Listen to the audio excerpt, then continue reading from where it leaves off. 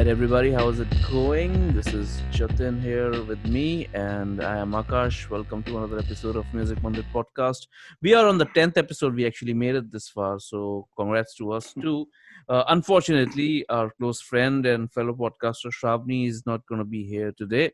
She's got some stuff to deal with, which she's going to deal with and come back in a while. She has told us to carry on with her blessings, and we just thought maybe because it's 10th episode and we usually uh, come really prepared with like a bunch of artists every week.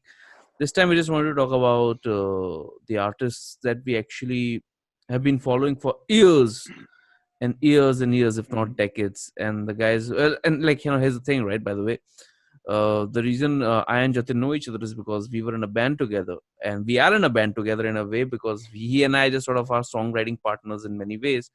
So and we sort of like, if for anybody who thinks internet doesn't do anything great, like we met each other over Instagram, over a bunch of covers that Jatin had put out, and so it's only appropriate that we actually discuss some of our influences today, or at least one or two major influences, or maybe at least one major influence, the kind of people who sort of uh, inspired us to write songs.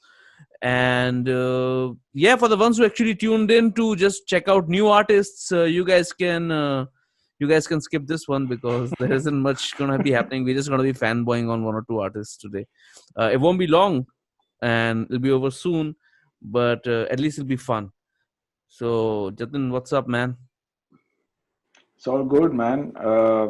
Like you said, I thought we just discussed some of the artists that have been like driving forces for us to make music. At least for me, for the past years. And one of the first things that me and Akash actually spoke about when we first met was what kind of music do you listen to? And immediately Akash mentioned a few artists, and then I mentioned, and then that was all it took for us to kind of get in sync. And then suddenly we were like, okay, there's some connection Synergies. here. And Yeah. yeah, and then we can, and immediately like the artist and the styles of music, it gives you like a reference.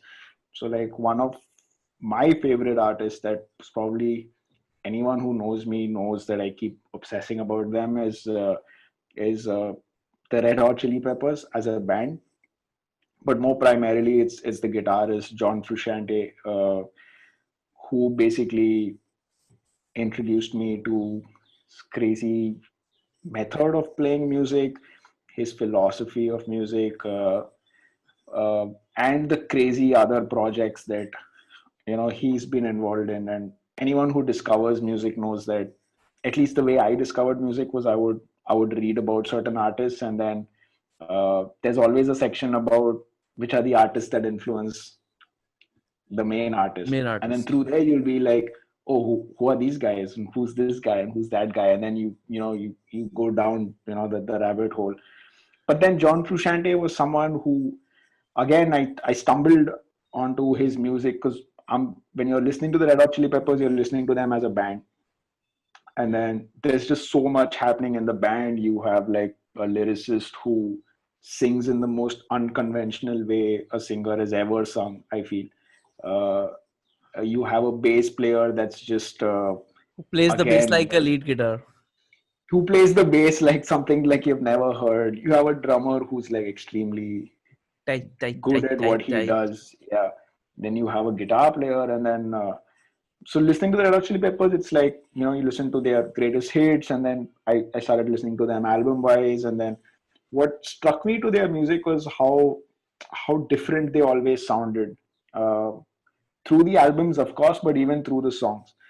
One of the other reasons why you can never set like a genre on the Red Hot Chili Peppers. Like, you can't call them a funk band, you can't call them a rock band, you can't call them a pop band. Alternative rock maybe, but it's insane. And then what I figured later through reading about them a lot was that this was constantly an approach that the guitarist took, like in terms of his guitar playing, that they had to change their style of playing.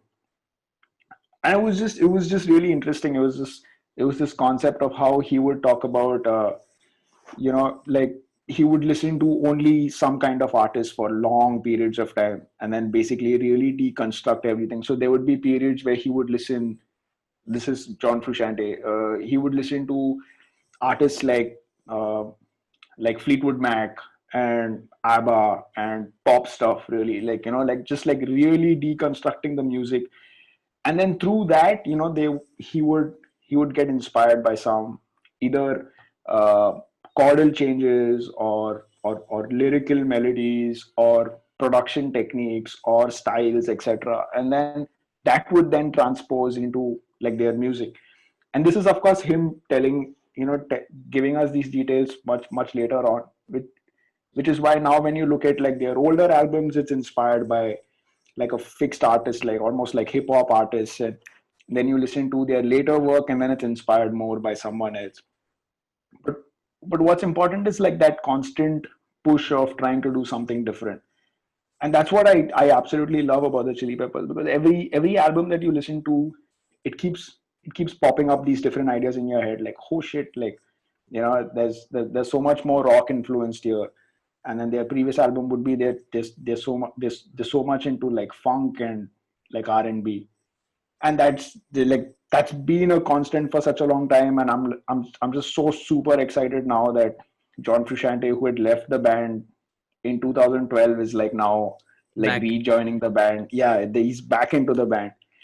And so like people are going mad like about how that is going to be, knowing that the band's writing music right now and they'll be releasing an album like soon. Have you read Scar Tissue by Anthony Kiedis? Yeah, no, I haven't.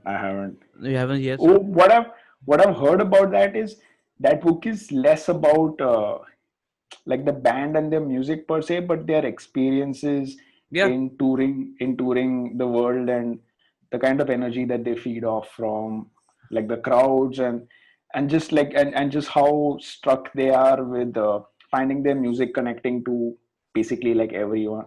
So you'll have a 5-year-old kid that's jumping to their music, and then you have us, and then you have like 50-year-old 60-year-old dudes, women like enjoying the music.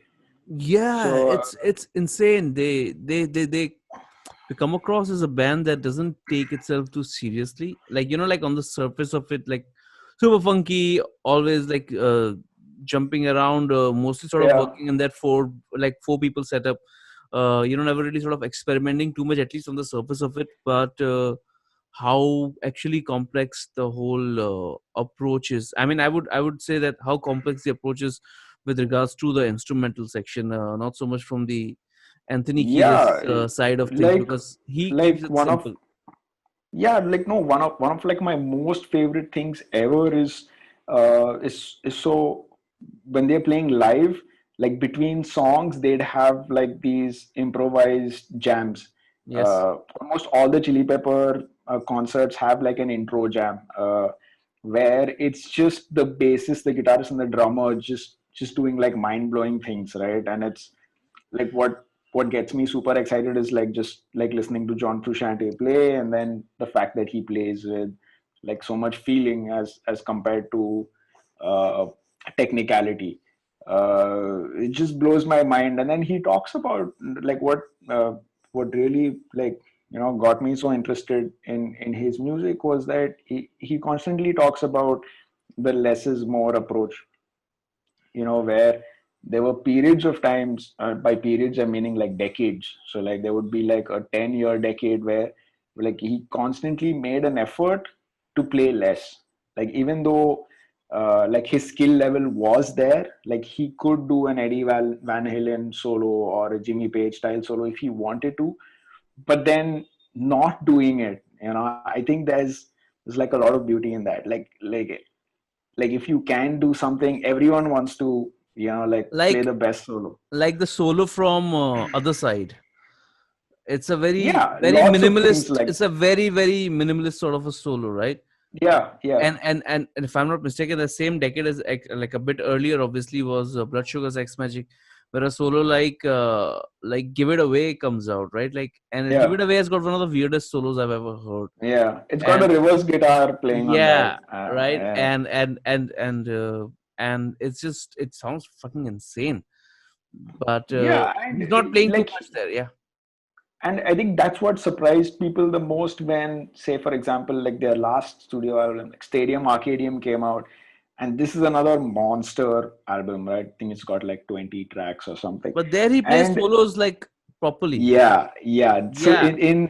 in Stadium Arcadium, it's like a completely guitar focused, where his solos are just, you listen to it and you're like, holy shit, This like is like what is stadium this rock. explosion? Yeah. Explosion of like, so this is where Danny California and all of these Uh, solos where he's ripping, right? there's another one which got insane where then he goes, "Clean it up, Johnny." Ready made. Yeah, ready made. Yeah. Yeah. So it's here he's like, and then people are like, whoa, like what the hell happened to this guy? Like, you know, Yeah. like Yeah. from someone who's played such minimalistic, it's not even minimalistic. It's like he's putting all the focus on probably the song, or you know, the kind of uh, process that he's in. And I think uh, it's it that drives completely from him, which is super cool. Yeah. There's And he's just another one. and his There's another body one. and There's another one in that album. I remember. It's called "Storm in a Teacup." yeah. Again, another Tremendous song. Yeah. crazy guitar-driven song, right? Like a proper I mean, 70s. all of them are, but it's also like his body of work, which is like super impressive. So like I think after the tour of Californication, I think they did a world tour for like a year and a half. This dude comes back and releases like 6 albums in 6 months. Uh, it's not even funny. So if you actually get into those albums, like each one of them have been like mind blowing for me. It's like literally like changed parts of me, like listening to those albums, because I don't know what it is, but it's just something about his music that you And know like keeps it together for me. it's interesting. And this is, we are just discussing John Frusciante as the guitar player, right? And there's also a Yeah. John Frusciante who's a producer and who's also like an electronic musician, like Oh his yeah. alter So ego, like Trick Finger. Trick Finger. Yeah. He like yeah. So another thing that just like blows my mind is how diverse he basically is. So like from rock guitar player, of course, during the rock guitar playing days, he's an excellent vocalist also. Oh fuck Like yeah! Anybody he's who's just got one of listening the to this, most angelic voices like please ever heard. check out his vocal covers of what's a beautiful ABBA song. The Uh, is a Bee Gees song, "How Deep Is Your oh Love." yeah, How Deep Is Your Love? Yeah, so check out how he sings that. I mean, it's beautiful, and he sings Emily by Simon and Simon Garfunkel. and Garfunkel, Yeah, yeah. yeah. So he's just covered everything. He covers, and it's really like transcendental, man. So it'll be like imagine like a concert. You play like a heavy ass song, right? And like the sound's just wearing off, and then like John just walks to the mic, turns on his clean channel on a clean guitar, and then does does like Tiny Dancer by Elton John. It's got like the whole crowd singing. And he does that only like for a minute, and and then it ends, and then boom, they're like back in. So he'd keep like doing like vocal covers like in the middle. He's actually Uh, done full vocal albums also, right? One of his early ones when he was when he yeah, went so like to RHCP for the this first time. Yeah. yeah, so I mean his story is like it's phenomenal. Also, like he joined the Chili Peppers when he was 18. Uh, that was right after like their previous guitarist had Hillel died. Slovak. Yeah, who was another like huge influence on John Frusciante. And then this dude writes like the first album with them called Mother's Milk. Does decent, and Mother's then Milk, by the way, has a song in it. For the ones who don't know, which has is a that up. Stevie Wonder cover, right? I know that, no, that's one obviously. There's another one over Yeah, there called Pretty Little Ditty. Pretty Little yeah, Ditty is the sample that you guys hear on Butterfly by Crazy Town. Bang, Yeah. bang, bang, Yeah. dang, Yeah. Yeah. dang. Yeah. And everybody thought Yeah. that was like a Crazy Town thing, but actually it was sampled from John Frusciante's playing. It's an instrumental. Check it out. Yeah, and then he obviously goes and they make Then Blood they Sugar make Sex Blood Magic. Sugar Sex Magic, which just like skyrockets them to like infinity. And then he suddenly quits the band because like the fame is too much for him. Like mid tour, literally, he just quits the band, and then he gets replaced by Dave Navarro. And Some then John beautiful Frusciante. playing on Dave Navarro also actually on One Oh Hot yeah, Minute, I the mean, album that came yeah, after. Yeah, some yeah. great And songs. then yeah, very good songs. And then John Frusciante goes into like this whole drug zone. Uh, like that's like the ugly side of it. So like for 4 or 5 years, guy almost like dies. Uh, I don't know. He had to get like all of his teeth removed because of like heroin and all of that. And then miraculously quits drugs like one day in the morning, wakes up cold turkey, goes to rehab, and then is recovering. All of that stuff. By then, Dave Navarro is also like quitting the band. So the Chili Peppers come and ask this dude if he wants to come back, and then he's obviously like really happy. He joins the band, and they make Californication, man, which is like the greatest. Like I mean, sold like millions of Damn, records, number one. And I have like the vinyl record of Californication, and you won't believe it, man. Like the joy that gives me, like just listening to like the tracks. I've heard And that. if Yeah, if you actually go through like the track list, it's crazy impressive, right? It's got like Around the World, it's got Scar Tissue, it's got Californication, it's called Road Tripping, it's got Porcelain, it's got I like Dirt. I I like Like Dirt. Dirt, it's got Parallel Universe. Oh I fuck. mean, it's just like hit after hit after hit after hit, right? And like it's one of the most enjoyable albums. And then like every 2 3 years, like Californication, and then came By the Uh, Way, then yeah. came Stadium Arcadium. And By the Way is like, I mean, what an album that is. Just like gorgeous album, man. Like the different kinds of styles and influences incorporated in that album is just like blows my mind. Yeah, it is. It's got some great songs actually for the ones who are listening. I mean, you should try songs. You should start out with this. There's a song called "Fortune Faded," and by the way, Yeah, and then there is yeah. another one called "Venice Queen." Probably one of Venice the most Queen, yeah. one of the most underrated RSCP songs actually It's as well. got Don't Forget Me, which is Yeah, like the most for Kurt insane Cobain. Yeah, live live performed song like ever. Another like thing that always gets me off on like John Frusciante is like when he plays live, right? All of his solos are like it's always something different. Like yeah. Californication, for example, has like the most it has like the most unique solo, and like everyone's probably heard it at some point in their life. But if you go to any live video of Red Hot Chili Peppers play, like the solo is different. It just surprises you. People have preferences about his like live solo. Like which one do you like the most? Like I like the Rock and Ring one. Okay, which one do you like the most? Like, oh, I like the Slain I Castle. mean, Yeah, for me, it's like it's all of them, and some of them are just like so out there. Like you just never forget. You'd never imagine. Like, I mean, he's just like a supremely creative guitar player, and that just excites the hell out of me because, like, as a guitar player, you kind of appreciate the fact that he does improv so effortlessly. I mean, yeah, of course, he's a master of his craft and puts in like probably like a lot of time into his playing, but the way he translates that is just it's amazing. And like here's the crazy part. So when he quits in 2012, uh, he dives into this completely electronic like genre, which is the Trick it Finger. just and Trick Finger also came like a little later, but he basically says that listen, it's been my dream to like play electronic music. And he doesn't play electronic music like normal people play electronic music. Like he gets into some acid pop synth, I don't know, like avant-garde, jungle I have heard. pop. Yeah, I have a lot of. I've heard a lot of that stuff actually. It's And like yeah, I mean when I heard it, I was like, what the hell is this? Like I wasn't able to comprehend like music. And then came out with a statement like many years later, which again blew my mind, was that people's perception of music. So his concept is he's not making music actively for other people to consume, right? So he's like, when you make music, you need to make it with like a higher purpose, because if you were making music for someone else, you'd always be conflicted in what they expected. Are they satisfied, are they not satisfied?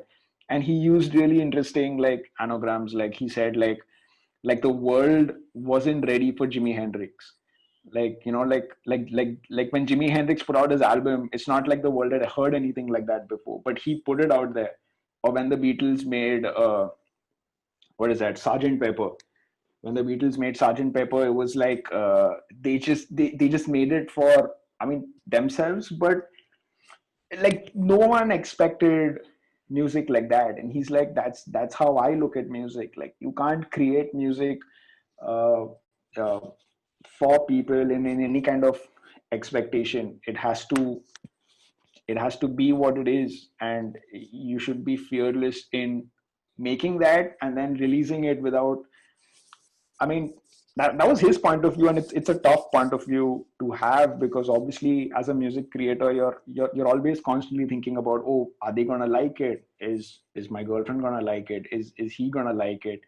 I mean, that's like the first thing that comes to mind, right? Like I know, like when I share music with people also, I'm always subconsciously thinking, oh, I hope they don't think I'm too weird, or like I don't want to share like a pop, like a Katy Perry song, because I'm like in the back of my head, someone Those are somewhere good is gonna be songs, like, by the way. Katy Perry has some really good songs.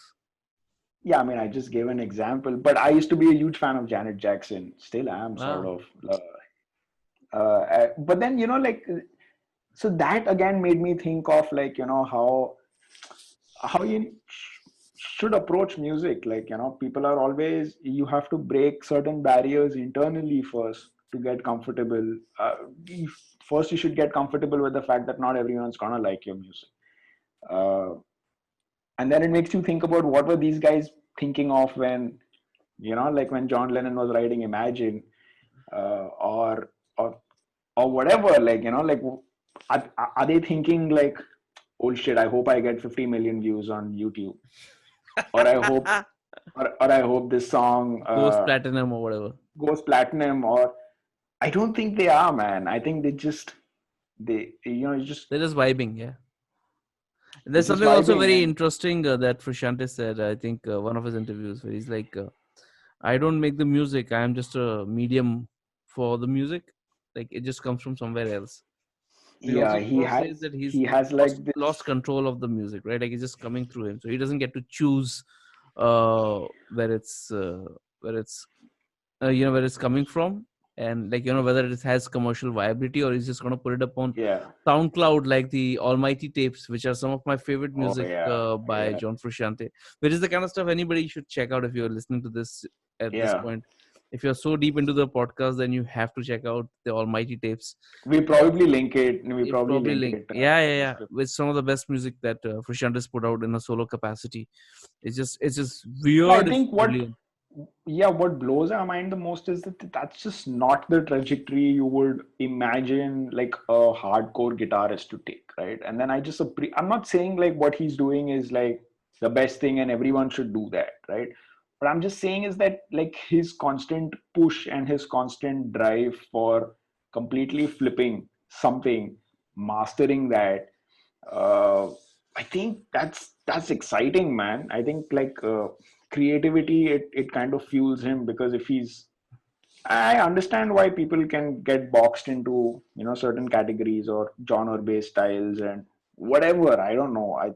You know it's a complicated thing, but this guy just does it with so much passion and so much humility that it kind of clicks, man. And even after he turned like completely electronic, he put out like some really weird stuff. Okay, like for almost 2 or 3 years, I remember I was so depressed because like John Frusciante was like this idol of mine, and I was like, I used to copy, like I still do, like copy like everything of like what he's done. And then he starts putting out these electronic albums which are making like no sense to me, right? It's like one of the most like uh, difficult to listen to music I've ever heard. Uh, it's offbeat, like the drums are not matching. You have like some weird synth noises. You don't know what's happening. And then he talks about jungle influences and acid synth and pop or whatever that is. But it was just so difficult to listen to. I remember he'd released one track on like YouTube, and it was like 4 minutes of only static noise. It was just static noise. Of course, he didn't release it like officially, but someone. And the crazy thing is, John Frusciante has like this really passionate kind of like audience, like really obsessed, crazy people, like me being one of them.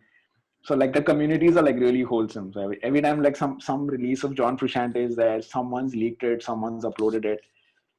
But I remember like when this track came out, I don't even know if it's still on. Like like people were commenting saying like being a Frusciante fan for like 10 years, but this is really awful. Like and other things like this is like really difficult to listen to. And then there'll be like a couple of comments. You guys gotta let him do what he's gotta do, man. Yeah, Yeah. yeah, yeah. But it was weird, man. And then he still continued. So he was a big fan of there's this EDM uh, producer artist called Venetian Snares, Okay. uh, and he's also like a big fan of what is that really famous techno FX Twin. artist, Affix Twin. Yeah, Affix Twin. And he would talk about being really influenced by them, and then of course you listen, right? You have YouTube, you start listening to some of these artists, and it's just really cool that he is driven by that. And then he started picking up on a lot of using only analog equipment, using 4 tracks, 8 tracks, programming drums by himself, stuff like that. And then now I think like a few weeks back he released like another electronic album called Maya, which he dedicated to his cat. It's basically his cat who died. And then he says like this cat used to like love listening to the music I used to make, and was like a big part of the Stadium Arcadium days, but also like most of the electronic albums that he made after that. Apparently this cat used to go and like go inside his speakers and like sit when this guy was making all these weird songs. So like he released this album EP and dedicated it to his cat. It was pretty cool. But I'm super excited about him joining like the Red Chili Hot Chili Peppers Peppers again. again. I think like I'll probably travel to Europe, man, once this COVID thing gets out, because I have to listen to him like live, because like I think like the real energy of like the Red Hot Chili Peppers is like when they're playing live, because it's so ridiculous, like the amount of things that are happening. So it's insane, yeah. That's where we started the episode actually. That Frusciante has joined back the Chili Peppers, and Yeah, it seems to me it's that's huge. that's where we are gonna be. It's huge. And I still including remember you sharing the news with me yeah. when the Red Hot Chili Peppers announced that Frusciante was joining back, and I obviously like wasn't believing it. I thought it was a hoax, but it was also like the next day of the U2 concert that happened in Mumbai, and I was there. I just woken up in the morning. I checked my phone, and I think like 4 or 5 people had like sent me the same message saying that, dude, because I keep talking about Frusciante like everywhere. And then I saw it, and then I was like, dude, that can't be true, man. That just can't be true. But I was blown away, man. The fact that like he joined back. This entire period, like, just been so many things that I've done have been taking snippets of inspiration or even Yeah, there is a, there's a, ideas from. there's a song by you which I think sometimes sounds a lot like the solo at least sounds a lot like what a Frusciante solo would be like. Trying to be nice to you. Oh The yeah, end solo. I think you should link that to the. yeah, maybe. Yeah, no, you should. It's a small song. It's a fantastic power packed song, I think, and it's got that solo in the end, which sounds like something like out of something influenced, like a Yeah, California. No, not Stadium Arcadium B sides sort of a thing. Yeah, I And think like a lot of things that I do is like anyone who's also heard Frusciante, I think they'd immediately, kind of figure out where I'm stealing things from. exactly. But yeah, man, like Frusciante is definitely one of those guys who've like really made a difference, like musically, One to of me, easily. one of my favorite songs by my one of my favorite bands, Radiohead, is a song called "The Reckoner," and that Yeah, is yeah. directly influenced by John Frusciante's playing. Like this is Oh, really? Tom York going on record and saying, "I just wanted to emulate John Frusciante." And but Yeah, that's an influence I want to talk about sometime later in one of the other episodes. Uh, yeah, yeah, because these two bands also work very closely sometimes with each other, and we are going to talk about other guys like that. Having said that, today we have done a good, I think, 35-40 minutes of just yeah, yeah, fanboying, and yeah. Yeah, and I think like it was. I think it plays a big role because that's the kind of shit I that feel drives you. yeah, and all of these things are like are so connected, right? I remember I've like me being like such a fanboy. I'd written like this article on John Frusciante and the music of Frusciante like back when I was in hostel. I think because this has been such an integral part of my life. I'd written on something called I think the article is called Frusciantism, and it claims like there is a religion of John Frusciante and everyone's. But then what excites me most is like towards the end I wrote something like uh, it's always cool to have a god, not necessarily one that's dead. I believe in having a god that's alive because it at least shows you that you can get inspired, right? Like I think like the duty of god should like kind of inspire you to do something of your own rather than something that's just done and open to interpretation, and then millions of people interpret it in all kinds of like stupid ways, and then you don't know which one to follow. And then you might, I mean, for me, like watching John Frusciante play and doing some things is so much more of an inspiration directly, so that like he's there, he's doing it, right? Like there's no magic there, there's no confusion, and then I can emulate that, I can get inspired, and then I can actually create something like fresh and something good.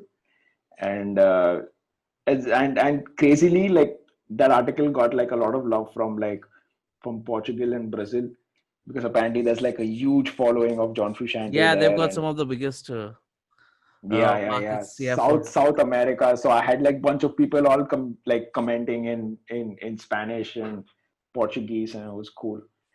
But yeah, that's what it is. Like it's I had to like make this episode because there are very few artists like that for me, right? Like that just that really made like a positive impact in the way I see a lot of things. uh, I had this joke once saying that I've learned more from a guitar than from like any teacher I've ever had. And there was like I think I said that in my college, I think, and like some teachers got a little upset. But then the point was that I genuinely have like playing the guitar teaches you some things. Like you can't play Stairway to Heaven in like a week. Like even if you paid like the biggest, even if you paid money, yeah, you there's no bribed any. shortcuts to that. There's no Yeah, shortcut. you just can't. Like you can't do anything about it. It's like you have to struggle, hit the strings, fingers bleed, cry, weep, leave the guitar, go back to it, cry some more, and then you get it. Eventually, Then you get it, and then that that's it, that it that's yeah, that's another band I want to talk about sometime with you. yeah, and then that lights like a bulb in you, saying that listen, you got to put the effort, It can man. be It's done. Yeah, like it can be done. You yeah, just have it to. you just have to get your shit together and just uh just do it. Like there's like no shortcut, and I think like it's one of the biggest lessons I've ever learned. Fuck that.